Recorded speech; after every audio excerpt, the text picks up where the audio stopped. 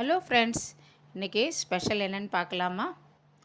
இன்றைக்கி நான் வந்து சொரைக்காய் கூட்டு பண்ணியிருக்கேன். தேங்காய் துவையல் எப்படி பண்ணியிருக்கலான்னு பார்க்கலாமா? ஃபஸ்ட்டு தேங்காய் போட்டுருக்கேன்.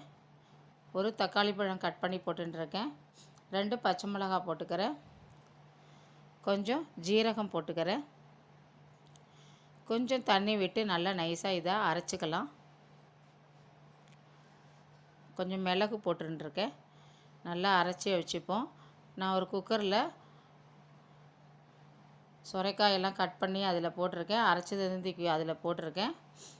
கொஞ்சம் பயத்தம்பருப்பு போட்டுக்கலாம். கொஞ்சம் மஞ்சத்தூள், உப்பு போட்டு எல்லாத்தையும் நல்லா கலந்து நம்ம மூடி வச்சிடலாம். ஒரு 3-4 விசில் வந்த உடனே நம்ம இதை இறக்கிக்கலாம். இப்போ இந்த சொரைக்காய் கூட்டுக்கு நம்ம தாளிச்சிக்கலாம். கொஞ்சம் கடுகு, உளுத்தம்பருப்பு. என்கிட்ட வந்து கருகப்பிலை இல்லாததுனால நான் வெறும் கருகப்பிலையை பொடி பண்ணி வச்சுருக்கேன். காய வச்சு அந்த பொடியை எடுத்து இதில் போட்டுக்கலாம். கொஞ்சம் பெருங்காயம். இப்போ எடுத்து இந்த கூட்டில் போட்டுக்கலாம்.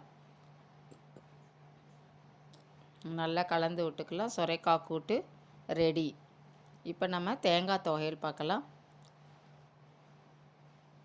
ஒரு 5 மிளகாய் போட்டுருக்கேன். கொஞ்சம் உளுத்தம்பருப்பு. இது நல்லா வறுத்த பிறகு கொஞ்சம் கட்டி பெருங்காயம் போட்டுருக்கேன். நல்லா வறுத்த பிறகு தேங்காய் போட்டுக்கலாம்.